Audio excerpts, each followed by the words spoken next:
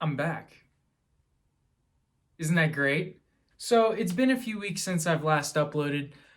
I don't really have an explanation as to why.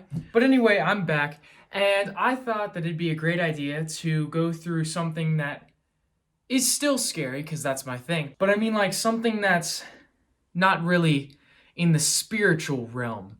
Now, I've talked about ghosts and demons and stuff like that before, in like what, only a few, like what, 2 videos, I don't know, but I've talked about these spiritual things before. But what also fascinates me is the things that just regular humans do, such as crimes, like terrible crimes that like make you scared of the outside world kind of thing. So I decided to find all the crimes on a few websites and compile them together in this one video so we can go over the 20 horrific true crimes that will keep readers up at night. That's a pretty convincing title there, so we're just gonna see where this goes. So enough talk just to keep the runtime longer. Let's just get right into it. And the first guy, he goes by the Candyman Dean Arnold Corll. Okay. Oh, is he a police officer? He must be a police officer. Dean Arnold Corll, along with his teenage accomplices, was responsible for the kidnapping, torturing, and murdering of at least 28 boys in the years between 1970 and 1973 in Houston, Texas. He was known as the Candyman because he owned a candy shop and would allure kids using candies and then abduct them. He'd coax them in his van by tempting them about some false party or offer them free rides to their homes. When somebody resisted, he'd force drugs through candies or grab them. After raping his victims, he'd kill them by often strangling them or shooting them using a .22 caliber pistol and bury them after wrapping their bodies in plastic. I don't know if I'm ready for this one. I don't know if I'm ready for this video. I don't like this. I don't like this. I don't like this. Okay, next. David, son of Sam Berkowitz. Why are all their names so hard to say? This guy, David, son of Sam Berkowitz. So that's the guy. Apparently what he did is... now that is one name you don't expect to be associated with a serial killer. David Richard Berkowitz is an American serial killer who is also known as the Son of Sam. And wait, like the movie? Oh no, never mind. That was Summer of Sam. Not. He committed several shooting attacks in the span of 1 year. His victims include 7 injured people and 6 who ended up dead. He even went on to threaten the NYPD through several letters, but he was soon caught and sentenced to 6 consecutive life sentences. He confessed that he was part of a satanic cult and was carrying out ritualistic murders.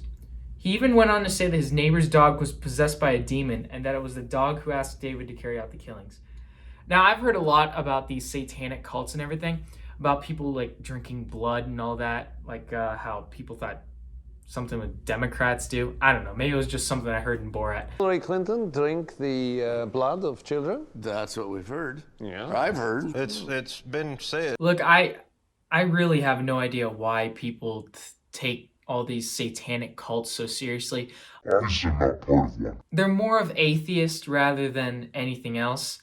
But they're not like killers. They're not extreme killers that kill in the name of Satan or anything. They don't do that. They don't do that. Anyway, the next guy is the Night Stalker Richard Ramirez. Yeah, he doesn't look too much like a serial killer. Like all these people, like serial killers and terrorists, they don't really look like what they are. Like terrorists, they don't really look too much like terrorists.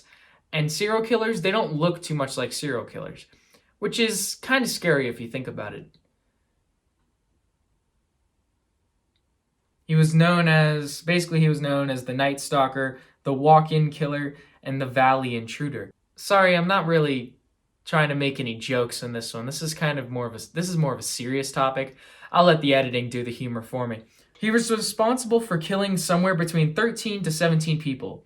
Initially, he'd walk into the house of his victims and kill them in a simple manner but by the end of his killing spree, his methods had turned into more gruesome ones. Great. One of his victims had a T carved in her left breast, and her eyes were taken out by him. Another victim had a pentagram drawn with lipstick on her thigh. Okay, that's a satanic thing. Some of them had their throats sliced open after they had been... When investigating his madness, he was found that his cousin Mike had shown Richard pictures of tortured humans, especially beheaded women. Moreover, when Richard was 13, he saw Mike kill his wife, and Richard ended up in a pool of blood of Mike's wife. So yeah, pretty messed up. He just walked right into people's houses. Like, that's crazy. If you think about it, that's crazy. Okay, so the next one I can tell is probably going to be messed up. Just like the rest of them. You know what? All of them are going to be messed up. Let me just say that. They're all messed up. But this one is it says, the entire family of serial killer called Bloody Benders. What a title. The Bloody Benders were a family of serial killers who lived in Labette County, Kansas, and performed killings during the years between 1972 and 1978. They were a family consisting of John Bender, his wife, and 2 kids, who would seem like any other normal family on the outside. However, the Benders had a way of inviting people to their place for dinner. They had a special chair which was placed on a trap door, and they would make the victim sit on it. The wife had skills to keep the guest distracted, allowing the husband to strike the guest with a hammer and the kids to slit open the guest's throat. Shit just went from 0 to 100 real f***ing quick. The trap door was then opened in order to dump the body, which was later on buried in a faraway location. Okay, I seriously thought that it was going to be like the chair dumping at the evil person's lair, like an Austin Powers kind of thing. But it took a really dark turn right there. Took a really dark turn. I don't know what I was expecting. And oh boy, here we go. You see him? You see him? I see him. We all see him. John Wayne Gacy, the murdering clown. Now, let me tell you something. I know a lot of people that are afraid of clowns. And for some reason, even after watching It, and It Chapter 2, and the old It, and all kinds of It's, and all these clown things, I am still not afraid of clowns at all.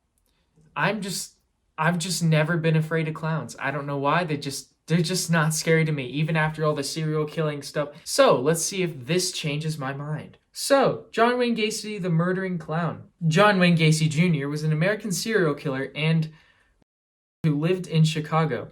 He carried out his killings between the years of 1972 and 1978. He used to dress up as a clown to visit fundraisers and kids' parties to perform for the little ones. However, little did parents know that there was a sadistic monster hidden behind the jolly-looking clown. He abducted around 33 teenaged boys and young men. After assaulting and killing them, he'd bury the bodies in his home in the crawl space and out on his property. He was executed in May 1994 for his heinous crimes. I don't want to say it, but we're all thinking it, probably. If you're afraid of clowns, we're all thinking the same thing.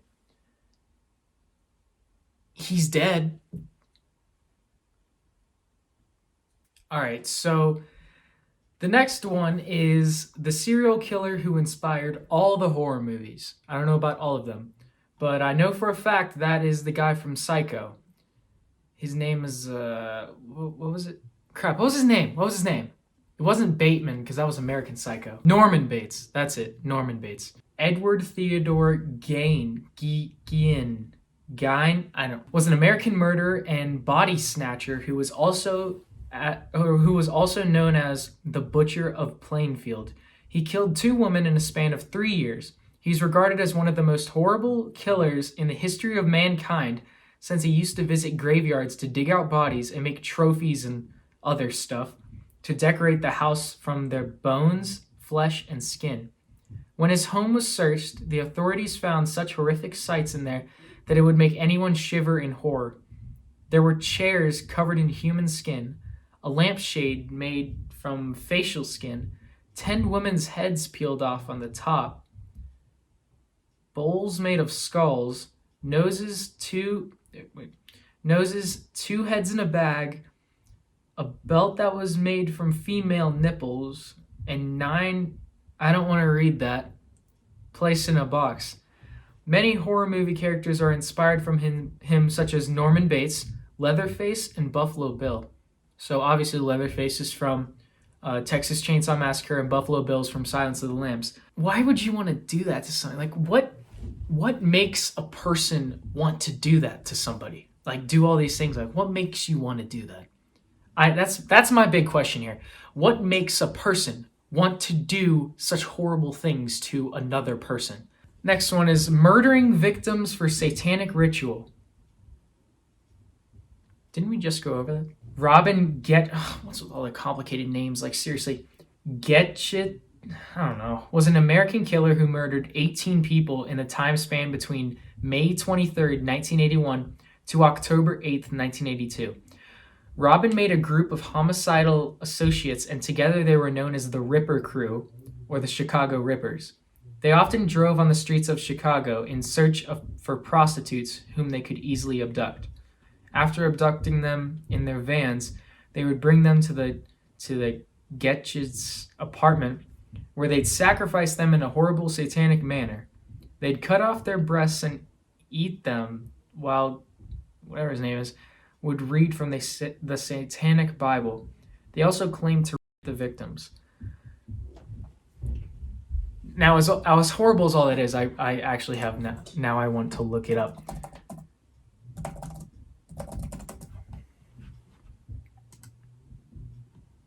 Well, what do you know? They're selling it with free shipping. Number 1 here. Ricky Caso murders 17-year-old friend. Okay, that's probably not good. Richard Allen Caso Jr. was 17, murdered his 17-year-old friend Gary Lowers, along with 2 friends in Northport, New York, on June 16, 1984.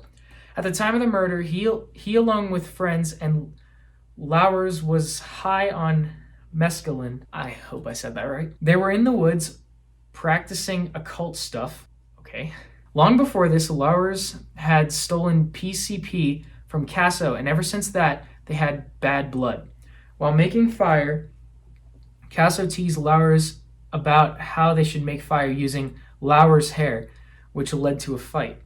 For 2 or 3 hours, Caso and his friends stabbed Lowers 36 times, burned his body, took out his eyeballs, and stuffed his throat with rocks. Very graphic. Like, imagine seeing that. Imagine doing that to somebody.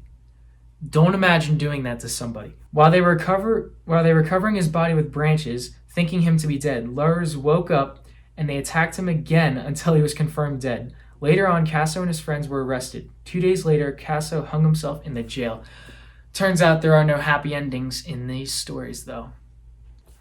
Yeah, so that's going to be all for this video. I don't want to go into too many serial killers and terrible crimes because I also want to sleep tonight. It's not really reading the stories that's that scary. It's actually just thinking about it. Like, if you let it all sink in, like all these graphic stories, like if you just let them sink in and actually think about doing that to somebody, like doing these things to people, like to real people, then that's where it becomes scary. It's something to think about. Also, I'm surprised I didn't talk about Jack the Ripper, who once again had a really good movie, From Hell. I just thought they would talk about him. But anyway, that's going to be all. I'm hopefully going to sleep well. All right, well, that's it. I'm out.